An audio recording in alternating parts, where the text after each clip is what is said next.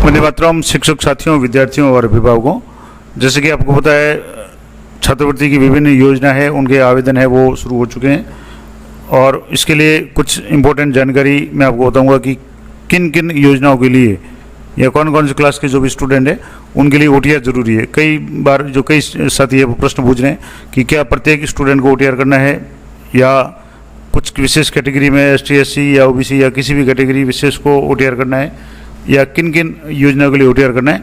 तो ये जो विज्ञप्ति कार्यालय निदेशक माध्यमिक शिक्षा बीकानेर की तरफ से जारी की गई थी, इसमें जो भी छात्रवृत्ति दी हुई है मैं आपको बता दूं कौन कौन सी छात्रवृत्तियाँ हैं। जैसे कक्षा 6 से 8 तक के लिए पूर्व मैट्रिक अनुसूचित जाति, अनुसूचित जनजाति और पूर्व मैट्रिक अति पिछड़ा वर्ग की छात्रवृत्ति 6 से 10 है।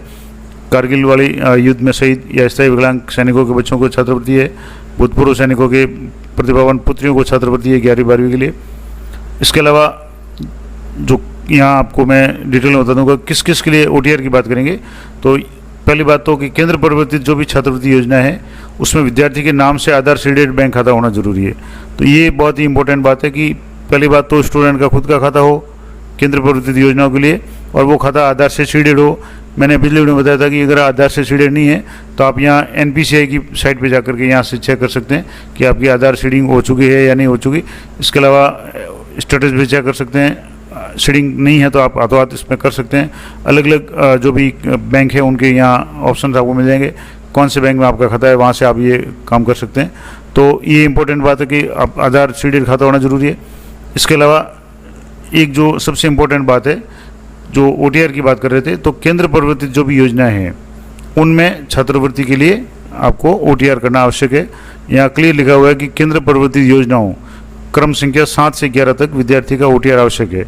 अब कौन कौन सी केंद्र प्रवर्तित योजना है तो यहाँ आपको बता दूँ 7 से लेकर के, जैसे ये 6ठी नंबर पर योजना है केंद्र प्रवर्तित पीएम यशस्वी पूर्व मैट्रिक अन्य पिछड़ा वर्ग छात्रवृत्ति, इसके लिए नहीं है। लेकिन 7 नंबर से अगर देखें तो केंद्र प्रवर्तित पूर्व मैट्रिक अनुसूचित जाति छात्रवृत्ति, यानी सीधे सिंपल भाषा में कहें तो कक्षा 9 से लेकर के 12वीं तक की जो भी छात्रवृत्तियां हैं, ज़्यादातर छात्रवृत्तियां हैं वो सारी केंद्र प्रवर्तित है और उनमें आपकी ओटीआर जरूरी है क्योंकि जो भी पेमेंट है वो केंद्र सरकार से आएगा। अब यहाँ जैसे कौन कौन सी है तो केंद्र प्रवर्तित पूर्व मैट्रिक छात्रवृत्ति, केंद्र अनुसूचित जाति की केंद्र मैट्रिक पूर्ववर्ती छात्रवृत्ति केंद्र प्रवर्तित है वो अनुसूचित जनजाति कक्षा 9 से 10 के लिए।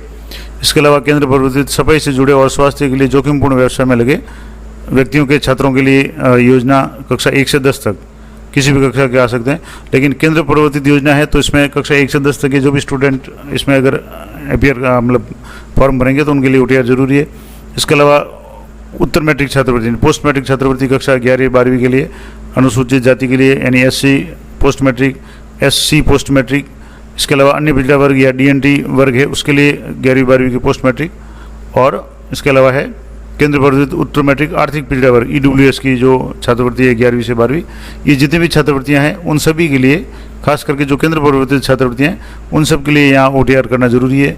तो यहाँ आपके क्लियर हो गया कि कक्षा 7 से 11 तक की जो भी इसमें योजनाएं हैं जिसमें सारी केंद्र प्रवर्तित योजना है उनके लिए आपके ओटीआर करना जरूरी है।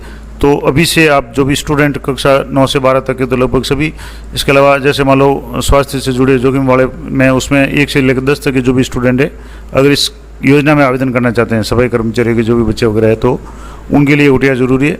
तो अभी से ओटीआर करके रखें, जो भी ओटीआर का नंबर आएगा वो नंबर नोट करके रखें। अभी स्कॉलरशिप पोर्टल पे जो पूर्व मैट्रिक छात्रवृत्ति के तो आवेदन शुरू हो चुके हैं लेकिन पोस्ट मैट्रिक का भी प्रोसेस पूरा शुरू अच्छी तरह से नहीं हुआ है। ऑप्शन आ गया लेकिन अभी काम नहीं कर रहा, तो मैं अगली वीडियो में इसके बारे में भी डिटेल में बताऊंगा। तो ये इंपॉर्टेंट बात थी कि किन किन योजनाओं के लिए आपके लिए ओटीआर जरूरी है। तो जिन जिन योजना के लिए ओटीआर जरूरी है उन कक्षाओं के या उन वर्गों के बच्चों को आप यथाशीघ्र सूचित कर लें कि वो अपना ओटीआर है वो कर लें। ओटीआर के लिए मैंने स्पेशल वीडियो बना रखा है, मैं आपको इस वीडियो के लिंक में उसका डिस्क्रिप्शन में लिंक दे दूँगा इसी वीडियो में, ताकि आप उसको देख करके ओटीआर कर सकें। बहुत ही आसान तरीका है। ओटीआर के लिए आपको 2 ऐप की आवश्यकता पड़ेगी। तो प्ले स्टोर से पहले आपको एनएसपी ओटीआर ऐप एक डाउनलोड करना है, दूसरा ऐप आपको डाउनलोड करना पड़ेगा आधार फेस आरडी। इन दोनों ऐप को आपको मोबाइल में इंस्टॉल कर लेना है और उसके बाद में आधार आरडी ऐप है वो बैकग्राउंड में काम करेगा। जब आप इस ऐप को खोलेंगे एनएसपी ओटीआर तब आपके सामने जो भी डिटेल्स मांगेगा, स्टूडेंट के मोबाइल नंबर या आधार से जुड़े हुआ नंबर है, उस पर ओटीपी आएगा, ओटीपी आपको एंटर करना पड़ेगा। उसके बाद में जैसे ही ये प्रोसेस कंप्लीट हो जाएगा, फेस आरडी जो आधार ऐप है ये आपके ऑटोमेटिक एक्टिव हो जाएगा और उसमें आप विद्यार्थी का जो भी चेहरा है उसको कैप्चर करना है और उसके एक तरह से बायोमेट्रिक की तरह वो काम करेगा और वो वेरीफाई होने के बाद में जब सक्सेसफुल हो जाएगा तो कुछ अंकों की जो संख्या है OTR नंबर है वो जनरेट हो जाएंगे। उस नंबर को आपको स्पेशल नोट करके रखना है, खास करके स्टूडेंट को। दूसरी बात, वो नंबर है आपके छात्रवृत्ति के जब भी फॉर्म भरेंगे उसके लिए आवश्यक होगा और स्टूडेंट का जो भी नंबर होगा मोबाइल नंबर, उसमें भी उस नंबर का आपके मैसेज आ जाएगा कि आपका जो भी OTR नंबर है वो ये कितना है। तो उस मैसेज को बच्चों को भी कहें नोट करके रखें, सेव करके रखें और उस OTR नंबर को अच्छी तरह से चेक कर लें, देख लें, ताकि आपके जो भी आगे छात्रवृत्ति के फॉर्म भरे जाएंगे उसमें उसकी आवश्यकता पड़ेगी। तो ये संपूर्ण जानकारी थी कि किन किन कैटेगरी के स्टूडेंट्स के लिए OTR जरूरी है। आशा करता हूँ ये जानकारी आपके लिए उपयोगी रहेगी। इस तरह की लेटेस्ट अपडेट जानकारी के लिए चैनल पर बने रहें। मिलते हैं नेक्स्ट वीडियो में, तब तक जय हिंद, जय भारत।